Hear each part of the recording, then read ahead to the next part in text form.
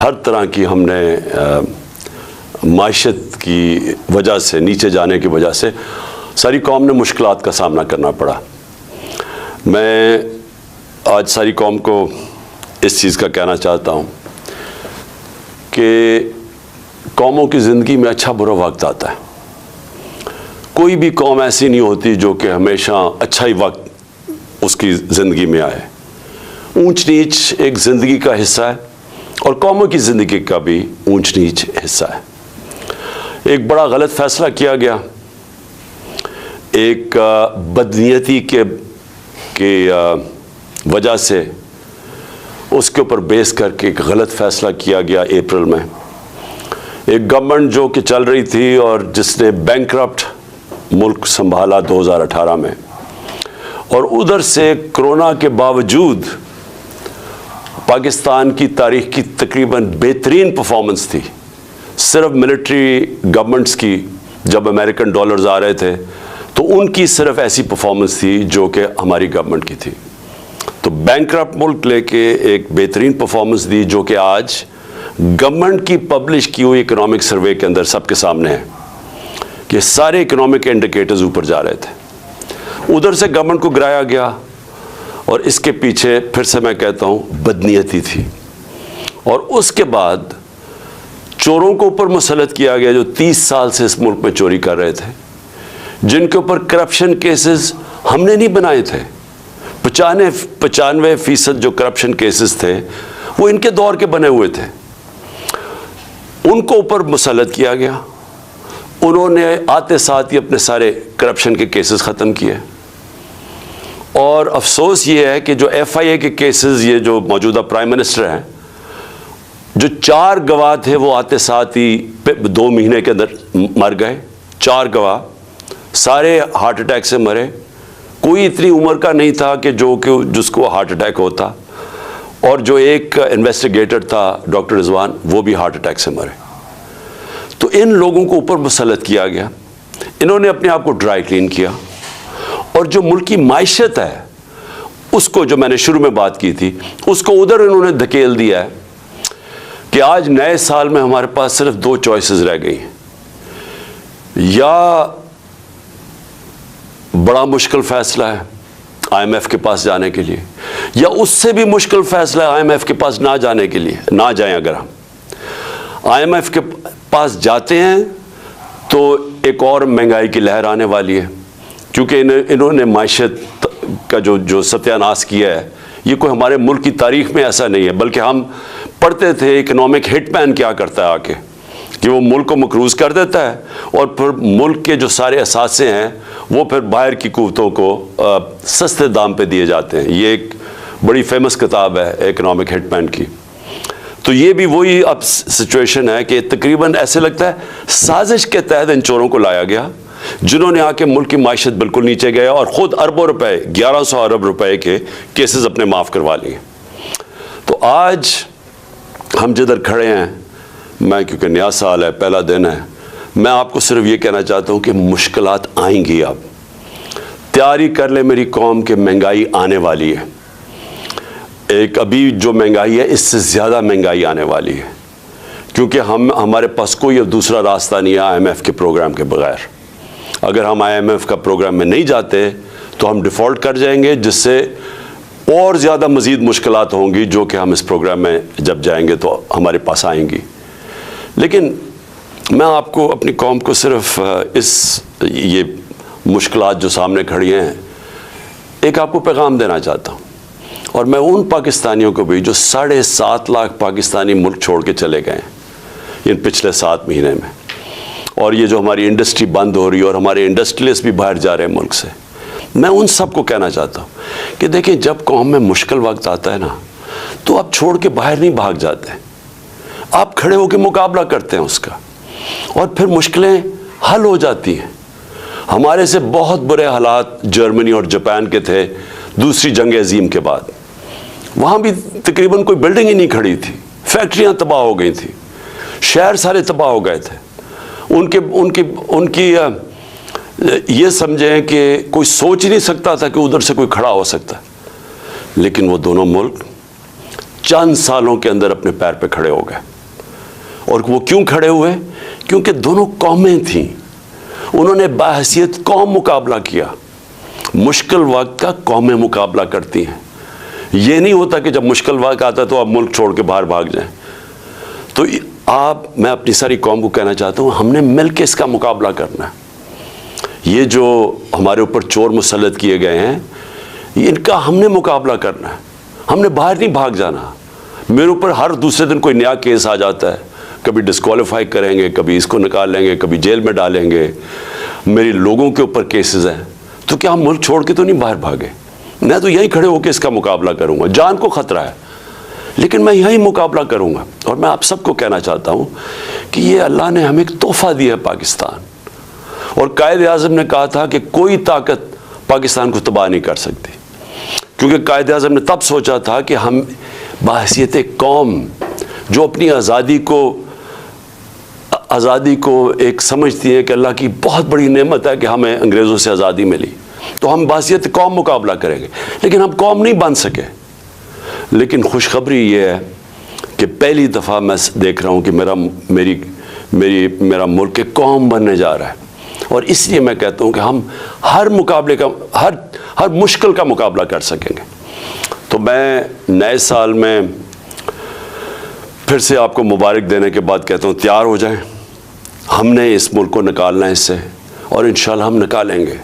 हम जब एक क्राइसिस आता है तो वो एक मौका भी मिल जाता है, एक अपॉर्चुनिटी मिल जाती है कि हम अपने आप को, अपनी इस्लाहत करें, अपने इदारों को ठीक करें। सबसे बड़ी बात ये कि पाकिस्तान में कानून की हुक्मरानी लेके आएँ, इस मुल्क में इंसाफ का निज़ाम कायम करें। और मैं समझता हूँ कि अगर हमने ये अगले तबाही आ रही है रास्ते में, इससे सिर्फ निकलने का एक काम है कि कौम सारी खड़ी हो जाए कि हम यहाँ अदल और इंसाफ चाहते हैं। हम ताकतवर को कानून के नीचे लेना चाहते हैं। जो अल्लाह ने कुरान में कहा हुआ है कि सबसे ज़्यादा ज़रूरत एक मुल्क के अंदर अल्लाह की ज़मीन पे इंसाफ कायम करो। नबी सल्लल्लाहु अलैहि वसल्लम ने भी कहा हुआ है कि बड़ी कौमें तबाह हुई जिधर ताकतवर के लिए चोरी करता था तो उसको नहीं पकड़ते थे, कमज़ोर को पकड़ते थे, वो तबाह हो जाती थी। और हज़रत अबू बकर जब खलीफा बने, हज़रत उमर जब खलीफा बने, दोनों ने पहली तकरीरों में कहा कि हम इंसाफ कायम करेंगे, हम ताकतवर को कानून के नीचे लेके आएंगे। तो ये हम सारी कौम को फ़ैसला कर लेना चाहिए कि अगर हमने अब इसमें से निकलना है, कानून की हुक्मरानी होगी, जंगल का कानून नहीं होगा जो आज पाकिस्तान में है कि ताकतवर चोरी करे और माफ़ हो जाए और बेचारे गरीब लोग जेलों में हो, और वो चोरी करके बाहर पैसा ले जाए और हमारे पास कोई तरीका ही ना उनको पकड़ने का। तो मैं अब जिसके लिए मैंने आज ये प्रेस कॉन्फ्रेंस की है, क्योंकि पहला साल था तो मैंने आप सबको तैयार करना था सारों को, ताकि मैं भी इंशाल्लाह ठीक हो रहा हूँ। तो हमने सब ने मिल के अब इसका मुकाबला करना है। भागते नहीं हैं, मुकाबला करते हैं। लेकिन आज मैंने जो मीडिया टॉक किया वो इसलिए कि हमने जब सैलाब आया पाकिस्तान में तो हमने पैसा इकट्ठा किया। मैं शौकत खानम के लिए 30 साल से पैसा इकट्ठा कर रहा हूँ, नमल यूनिवर्सिटी के लिए पिछले 15 साल से पैसा इकट्ठा कर रहा हूँ, उससे भी ज़्यादा 17 साल से। तहरीक इंसाफ के लिए भी 17 साल से पैसा इकट्ठा कर रहा हूँ। मैं हमेशा जो भी पैसा इकट्ठा करता हूँ सारी चीज़ें ट्रांसपेरेंटली, शफाफियत से करता हूँ, और मैं हमेशा लोगों के सामने सारे अपने अकाउंट्स रखता हूँ। तो जो हमारा जो ये कह रहे हैं फॉरेन फंडिंग है, ये जो इलेक्शन कमीशन है, वो मैं चैलेंज करता हूँ आज कि सिर्फ हमारी पार्टी के सारा फंड, जितनी हमने पैसे इकट्ठे किए हैं, वो सारा डॉक्यूमेंटेड है। 40,000 डोनर्स हमने डॉक्यूमेंट किए हुए, जबकि किसी और पॉलिटिकल पार्टी का ये नहीं है। और उसी तरह जो नमल यूनिवर्सिटी और शौकत खानम के कोई चेक कर सकता है हमारे अकाउंट्स, हम सारा कुछ ट्रांसपेरेंट है। तो मैं जो हमने सैलाब में पैसा इकट्ठा किया था उसकी आज मैं चाहता हूँ डॉक्टर सानिया आपको प्रेजेंटेशन दे सैलाब के, जो हमारी जितना प्लेजेस आए थे उनमें से कितना हमने खर्च किया, कितना आगे करना है, जितनी अभी प्लेजेस आनी है वो डॉक्टर सानिया आपको बताएंगी। मैं सिर्फ एक चीज़ कहना चाहता हूँ कि ये जो सैलाब था इसने पाकिस्तान के गवर्नेंस सिस्टम को पब्लिक के सामने लेके आया कि कौन सी हुकूमत ने कितनी तैयारी की थी कि अगर सैलाब जैसा एक ऊपर से अजाब आता है, एक मुश्किल वक्त आता है, तो हम उसका कैसे मुकाबला करेंगे। तो पख्तूनख्वा का आप ये देख लें कि उन्होंने जो नौशहरा जो सबसे ज़्यादा वनरेबल होता है जब सैलाब आता है, तो उन्होंने जो बंदे हमारी हुकूमत के दौरान अरबों रुपए के जो बंद बनाए थे, उसने नौशहरा को बचा लिया। उसके बाद जो पंजाब में 2 जगह, एक तौंसा शहर, वो अगर वहाँ इन्वेस्टमेंट ना अरबों रुपए की जाती उसकी प्रोटेक्शन में, तो वो डूब गया था सारा। और फिर जो लाहौर के अंदर अंडरग्राउंड वाटर टैंक्स बनाए हैं, ये हमारे हुकूमत के दौरान, तो जब लाहौर में पानी आता है वो खड़ा नहीं होता, वो टैंक्स में चला जाता है। वो पानी से फिर पौधों के पानी देने के लिए इस्तेमाल किया जाता है। लेकिन सिंध के अंदर सबसे बड़ी बात यह है कि क्योंकि सिंध का फ्लैट है, उसके लिए बहुत ज़रूरी था कि जब पानी आता है तो वो ड्रेन कर सके। तो जो राइट बैंक आउटफॉल कैनाल बनाई गई थी, वो पानी को ड्रेन करके लेके जाना था समुंदर में। अब वो 2020 में वापडा ने हमारी हुकूमत के दौरान वो जो अपना उन्होंने एरिया कंप्लीट, वो कैनाल का जो कंप्लीट करना था वो कर दिया था। उन्होंने 7 शहर तक वापडा ने जो राइट बैंक आउटफॉल कैनाल का था वो पूरा कर दिया था। लेकिन जो आगे सिंध हुकूमत थी, उसने वहाँ से आगे लेके जाना था पानी समुंदर तक, वो नहीं उन्होंने किया। उसकी वजह से तबाही बहुत ज़्यादा मची। उधर आपके सामने सिंध के हालात थे, और उसमें सारे जो हमारे लोग हैं वहाँ बताते हैं कि बदनीयती भी थी, ताकतवर ने अपनी ज़मीनें बचाने के लिए कमज़ोर की ज़मीनें डुबो दी। ये सारी हमें रिपोर्ट्स हैं। तो हमने फ़ैसला किया था कि जो भी पैसा इकट्ठा होगा वो हम सारे पंजाब में देंगे, पख्तून सारे सूबों को देंगे। तो जो सिंध का पैसा था वो अभी डॉक्टर सानिया आपको बताएंगी। हम उनसे जो डेटा मांग रहे हैं सिंध हुकूमत से और NDMA से, वो हमें डेटा ही नहीं दे रहे। तो ताकि हमने 1 अरब का फैसला किया था सिंध में बांटने का, लेकिन उसका डेटा ही नहीं मिल रहा। तो डॉक्टर सानिया आपको सारी इसकी डिटेल्स देंगी। तो डॉक्टर सानिया प्लीज़ अब ज़रा आप लोगों के सामने जो भी कितना पैसा इकट्ठा हुआ, कितना आना है और वगैरह प्लीज़ लोगों के सामने बताएं।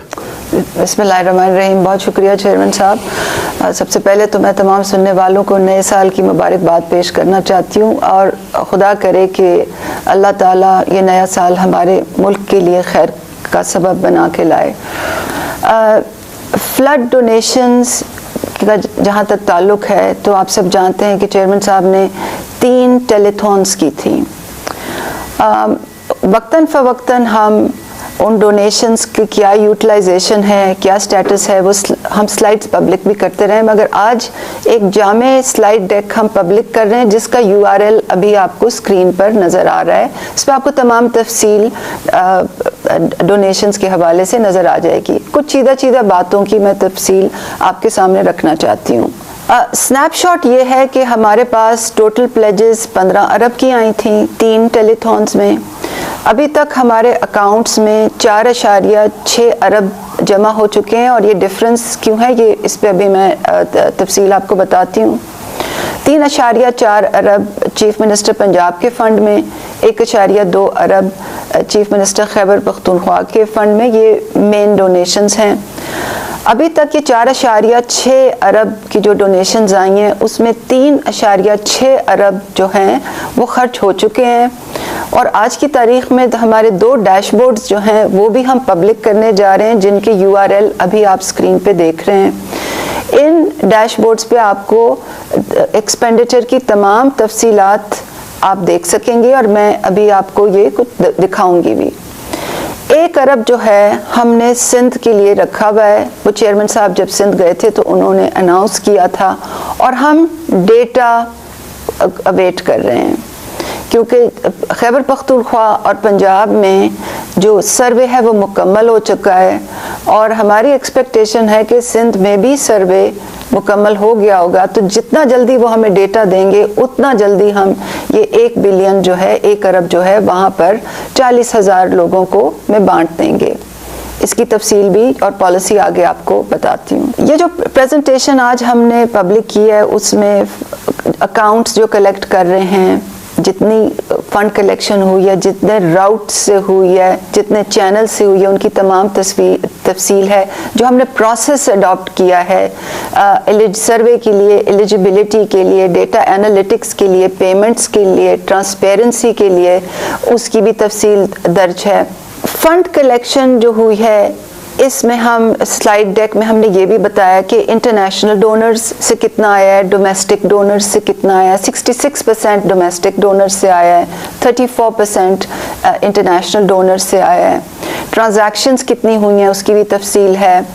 ट्रांजैक्शन साइज़ जो है, यानी कि size of donation foreign donors का कितना है, यानी कि जो ओवरसीज़ पाकिस्तानी हैं, जो डोमेस्टिक डोनर्स हैं, उनकी एवरेज साइज़ ऑफ डोनेशन क्या था। थोड़ा सा मैं तफसील से बचाना चाहती हूँ क्योंकि अक्सर ये सवाल होता है कि 3 टेलीथॉन्स में प्लेज तो लोगों ने 15 अरब किए हैं, मगर आपके अकाउंट्स में इस वक्त 4.6 अरब मौजूद हैं। ये क्यों है, ये समझना बहुत अहम है। इसकी 3 वजूहात हैं। सबसे पहले तो ये कि तकरीबन 3 से 4 अरब की जो प्लेजेस थी वो हमारे अकाउंट्स में आनी नहीं थी।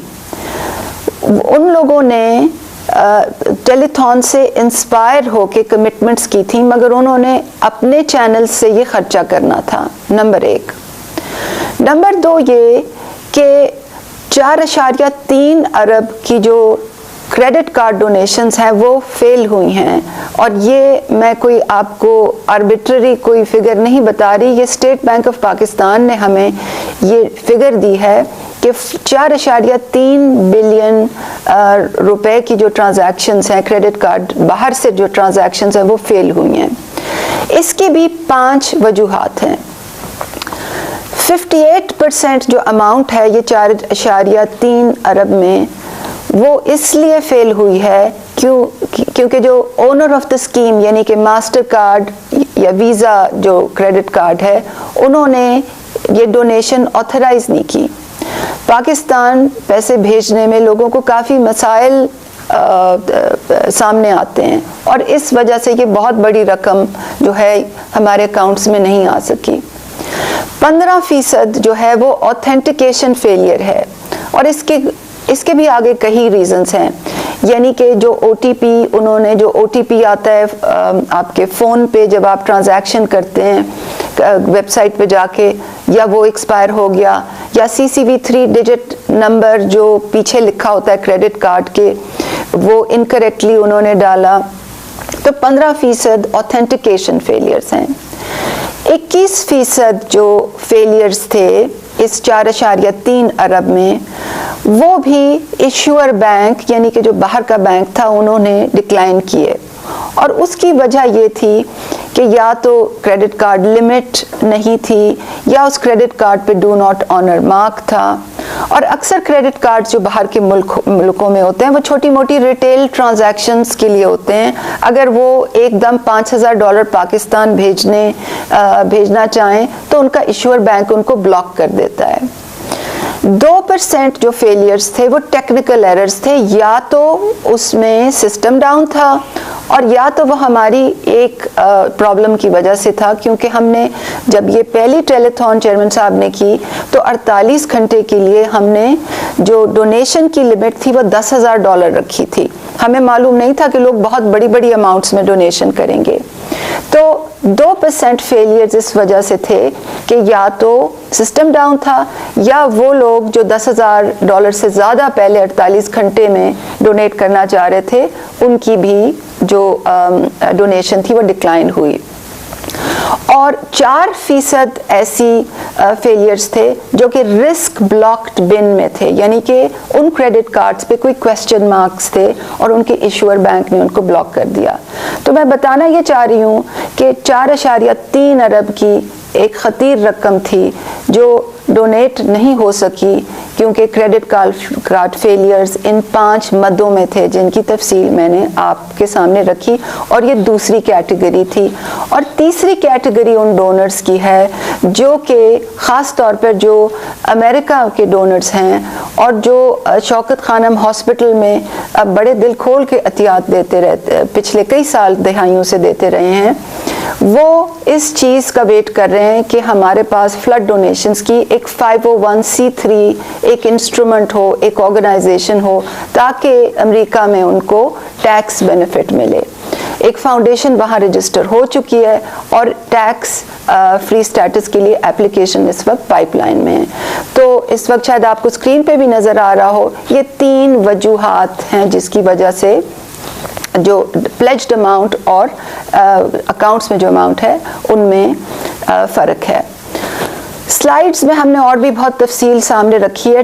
ट्रांसपेरेंसी की पेश नज़र शफाफियत को मलहूज़ रखते हुए आपको हमने ये भी बताया है कि हमारे अकाउंट्स कौन से हैं, उनकी गवर्नेंस कैसी है, उनकी यूटिलाइजेशन डिसीजंस कैसे होते हैं और अभी यूटिलाइजेशन से पहले उनमें कितने पैसे थे। हमने शफाफियत के पेश नज़र ये चीज़ भी पब्लिक की है कि हमारे जो 3 बैंक्स में जो डोनेशंस आ रही थी प्लस जो PITB के थ्रू जो क्रेडिट कार्ड डोनेशंस जो राउट हो रही थी और तमाम डोनेशंस उनकी वो किस किस कैटेगरीज में आ रही थी। क्या वो ओवर द काउंटर लोग पैसे दे रहे थे, या वो डोमेस्टिक ट्रांसफर्स थे, या इंटरनेशनल क्रेडिट कार्ड ट्रांजैक्शंस थी, या डोमेस्टिक क्रेडिट कार्ड ट्रांजैक्शंस थी, या वायर ट्रांसफ़र आ रही थी। तो ये अगर आप स्क्रीन पे देख रहे होंगे कि कोडेड बाय बैंक्स, ये डिटेल आपको 6 मदों में नज़र आ रही है कि ये पैसे किस तरह से आए थे। कुछ मैं तफसील बताना चाहती हूँ कि हमारा प्रोसेस क्या था। हमने चेयरमैन साहब की ये हिदायत थी कि जैसे हमने कोविड में डिसबर्समेंट की थी, बिल्कुल ही गैर सियासी बुनियादों पर, बिल्कुल ही शफाफियत को सामने रखते हुए एक गैर जानिबदाराना अंदाज में बिला तफरीक उनकी हिदायत ये थी कि डिज़ाइन पेमेंट सिस्टम इसी तरह से डिज़ाइन हो। 4 चीज़ों को मैं मेंशन करना चाहती हूँ। सबसे पहले तो हमने ये डिसाइड किया कि KP और पंजाब में हम सर्वे जो करेंगे वो डिजिटल सर्वे होगा, और KP में जो स्कूल्स को मॉनिटर करते हैं उनके लिए ऐप बनाई गई, उनको ट्रेन किया गया। पंजाब में अर्बन यूनिट को ये काम दिया गया और तमाम जो डेटा कलेक्शन हुई वो डिजिटल तरीके से हुई और मौके पे खड़े होके हुई, ताकि जो जियो कोऑर्डिनेट्स हैं यानी कि कंप्यूटर में उस जगह के कवायफ आ जाएं, और फिर वो तमाम जो इंफॉर्मेशन है वो हमारे डैशबोर्ड्स पर विजिबल होती थी, जो अभी आप देख रहे हैं। और ये बहुत अहम था क्योंकि गुज़श्ता अदवार में जब कोई आफात आती थी तो ऐसे होता था कि लोग वडेरों के घरों में जाके वहाँ बैठ के पेपर बेस्ड सर्वे कर लेते थे और कोई शफाफियत नहीं होती थी कि कहाँ सर्वे हो रहा है, और उसमें सियासी मुदाखलत का बहुत बड़ा अंसर होता था। तो सबसे पहले तो दोबारा एम्फसाइज करना चाहती हूँ कि डिजिटल सर्वे था, जियो टैग्ड इंफॉर्मेशन थी, डैशबोर्ड्स पे कंट्रोल रूम में जो चाहता है आज भी पंजाब और KP में हम आपको ये इंफॉर्मेशन दिखा सकते हैं। नंबर 1। नंबर 2, हमने प्री पोस्ट फ्लड इमेजेस जो थे, जो भी डेटा आया जहां भी वो जियो टैग हुआ उसमें हमने pre post satellite flood images डाले, ये दिखाने के लिए कि क्या कोई घर उनसे बाहर तो नहीं है। तीसरा, हमने ये डिसाइड किया कि हम पेमेंट सिस्टम में इनोवेशन लाएंगे। हाँ, क्योंकि गुज़श्ता अदवार में जो पेमेंट होती थी वो चेक्स के ज़रिए होती थी। पे ऑर्डर्स पेपर इशू होते थे, वो नीचे पटवारियों के हाथों में ग्रास रूट लेवल पे जाते थे और उसमें बहुत बदउनवानी होती थी, भत्ते लिए जाते थे लोगों से। हमने इस दफ़ा ये डिसाइड किया कि बैंकों की ब्रांचेस में पेमेंट होगी, CCTV कैमरे की आंख के नीचे पेमेंट होगी, डिजिटल पे ऑर्डर होगा, ताकि कोई किसी भी बैंक ब्रांच में चले जाए, bank of Khyber, bank of Punjab की ब्रांच में, तो उसका पे ऑर्डर रिट्रीव हो जाए और बायोमेट्रिक वेरिफिकेशन से पेमेंट होगी ताकि उसमें बदउनवानी ना हो। हमने ये इंसिस्ट किया कि इनको फुल बैंक अकाउंट्स दिए जाएंगे, इनको ATM कार्ड्स दिए जाएंगे, इनको ATM एक्सेस होगी, इनको चेक्स दिए जाएंगे ताकि इनको रिस्पेक्ट से पेमेंट हो बैंकों की ब्रांचों में, और ये पहली दफ़ा हुआ मुल्क में। और चौथी जो हमने डिसीजन किया वो ये कि तमाम इंफॉर्मेशन हम पब्लिक करेंगे। जो एग्रीगेट इंफॉर्मेशन है वो हम पासवर्ड्स के बगैर लोगों को प्रोवाइड करेंगे तहसील लेवल की इंफॉर्मेशन और जो इंडिविजुअल्स की इंफॉर्मेशन है, जहां नाम है, उसको पासवर्ड प्रोटेक्टेड रखेंगे ताकि अगर कोई देखना चाहे तो ऑडिट की आंख से, मॉनिटरिंग की आंख से, तो उनको भी हम वो दिखा सके। टेलीथॉन के जरिए जमा होने वाली रकम से सैलाब ज़दगान की इमदाद का शफाफ और मुनज़्ज़म निज़ाम तरतीब दिया गया है। पहले मरहले में मकामी आबादी की नुमाइंदगी की हामिल सर्वे टीमें घर घर जाकर डिजिटल सर्वे के जरिए घर के कोऑर्डिनेट्स और मुकम्मल कवायफ जमा करती हैं। ये मालूमात कंट्रोल रूम के डैशबोर्ड पर जमा कर दी जाती हैं, जहां जिला और तहसील के हर घराने का जामे रिकॉर्ड महज एक क्लिक की दूरी पर मौजूद होता है। सैलाबज़दा इलाकों की सैटेलाइट तस्वीर भी डैशबोर्ड पर मौजूद होती हैं, ताकि ये अमर यकीनी बनाया जा सके कि इलाका वाकई आफतज़दा है और अहल अफराद को ही इमदाद फराहम की जाए। दूसरा मरहला शफाफ तरीके से अदायगियों का है। अहल सलाम मुतासरीन को एक मैसेज के जरिए मुतल्लिका बैंक ब्रांच की निशानदही की जाती है। बैंकों के जरिए अदायगी का मकसद सीसीटीवी फुटेज रिकॉर्ड है, जिससे बदउनवानी का खदशा कम से कम हो जाता है। फ्रॉड से बचने के लिए अदायगी बायोमेट्रिक वेरिफिकेशन के बाद की जाती है, ताकि सिर्फ मुतल्लिका अफराद ही रकम की वसूली के मजाज हों। अहल अफराद की सहूलत के लिए तमाम अहल अफराद को बैंक अकाउंट और ATM दिए जा रहे हैं, ताकि उन्हें रकम निकालने या सेव करने में मसला ना हो। मैं चेयरमैन साहब आपकी इजाज़त से शुक्रिया अदा करना चाहती हूँ गवर्नमेंट ऑफ KP का, PDMA का, KPIT बोर्ड का, बैंक ऑफ खैबर का, कि उन्होंने हमारे साथ बड़ा ताउन किया। जो आपने मेरी ड्यूटी लगाई थी कि ये सिस्टम डिज़ाइन करें, उन्होंने पूरा ताउन किया। और ना सिर्फ ये टेलीथॉन फंड्स के लिए ये यूज़ हुआ, ये उनकी तमाम हाउसिंग कॉम्पनसेशन के लिए ये इस्तेमाल हुआ। अब अगर आप लाइव डैशबोर्ड पे देखेंगे तो आपको नज़र आएगा कि पहले तो टोटल हाउसेस डैशबोर्ड पे क्लिक कर लें। ये पब्लिक डैशबोर्ड है, जो कोई भी इसको जाके देख सकता है। ये पासवर्ड प्रोटेक्टेड इंफॉर्मेशन नहीं है। आप देख सकते हैं कि KP में टोटल हाउसेस डैमेज 53,000 लगभग, टोटल अमाउंट रिक्वायर्ड 13.5 बिलियन। अभी तक 34% पेमेंट हो गई है, 4.5 अरब पे हो गए, और इस 4.5 अरब में 1.2 अरब वो हैं जो टेलीथॉन से रेज हुए थे, जो डायरेक्टली चीफ मिनिस्टर KP के फंड में आए थे। पब्लिक डैशबोर्ड पर अगर आप देखें तो समरी स्टेटिस्टिक्स आप देख सकते हैं कि टोटल डैमेज घर कितने थे, अभी पाइपलाइन कैसे चल रही है, कितना डेटा PDMA के पास है, कितना डेटा बैंक के पास है, कितने अकाउंट्स खुल चुके हैं, कितने अकाउंट्स क्रेडिट हो चुके हैं, ये लेफ्ट साइड पे आप देख सकते हैं।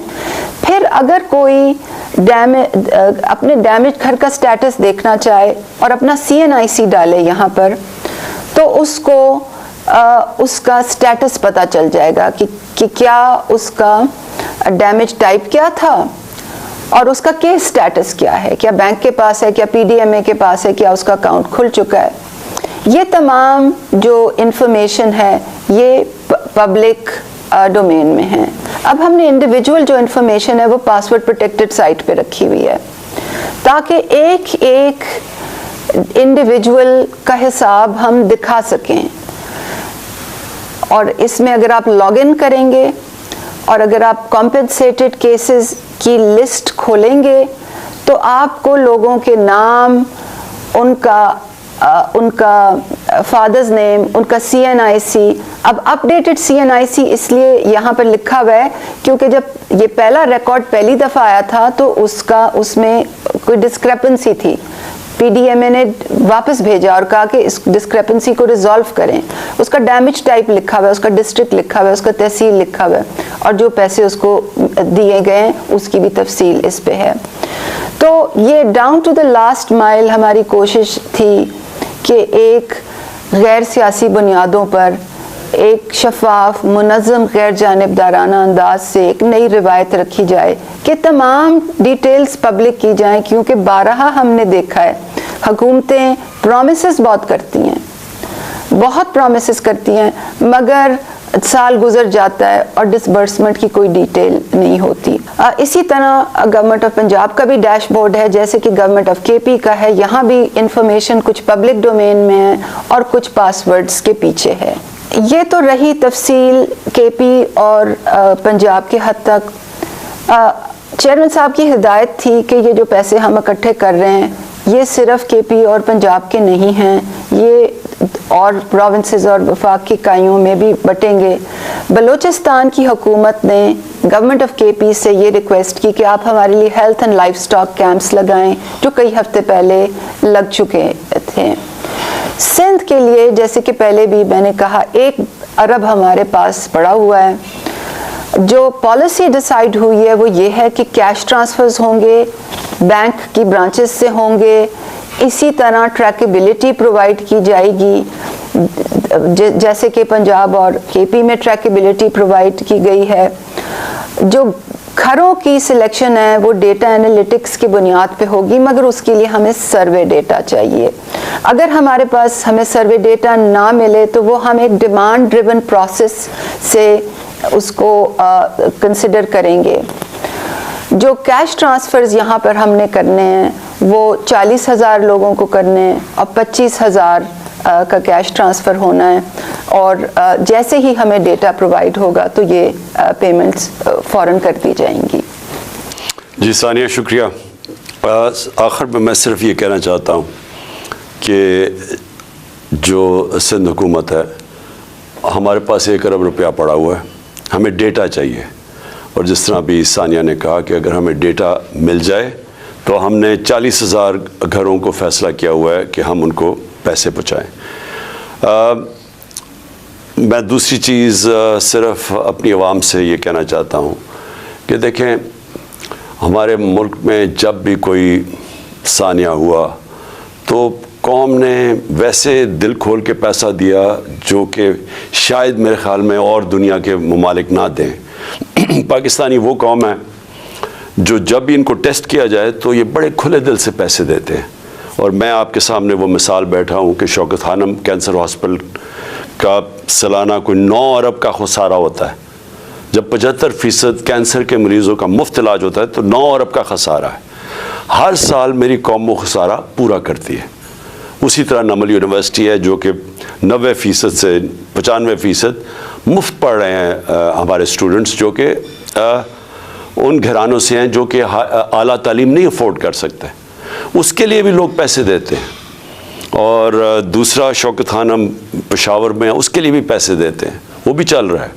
और वो सारा यानी अफ़गानिस्तान तक वो कोई ऐसा हॉस्पिटल नहीं है सारा नॉर्थ में, लाहौर के नॉर्थ में, जो कि कैंसर का इस तरह का इलाज भी करे और मुफ्त इलाज करे गरीबों का। और फिर अब कराची में तीसरा अस्पताल बन रहा है जो सबसे बड़ा है। सबके लिए यही कौम पैसे देती है। तो मैं सिर्फ अपनी कौम का शुक्रिया अदा भी करना चाहता हूँ कि आपने मुझे ट्रस्ट किया और ये टेलीथॉन में पैसे दिए। सानिया ने बताया कि पैसे फंसे हुए हैं। एक तो अमेरिका के अंदर जब तक टैक्स स्टेटस ना हो तो लोग उनको टैक्स रिबेट नहीं मिलती, इसलिए वो पैसे रोके हुए उन्होंने। और दूसरा इन्होंने बताया कि क्रेडिट कार्ड से 4.2 अरब रुपया फंसा हुआ है, क्योंकि उन्होंने बताया क्या क्या मसले हमें आए हैं। बाहर से अमेरिका से पाकिस्तान पैसे जब ट्रांसफ़र होते हैं तो बड़ा प्रॉब्लम आता है, बैंक्स बड़ा प्रॉब्लम क्रिएट करते हैं, और वो उन्होंने आपको बता दिया। और ये स्टेट बैंक की फिगर्स हैं कि क्यों नहीं आया पैसा, वो स्टेट बैंक ने सानिया को बताया, जो उन्होंने तफसील से बताया हुआ है। तो बहुत बहुत शुक्रिया।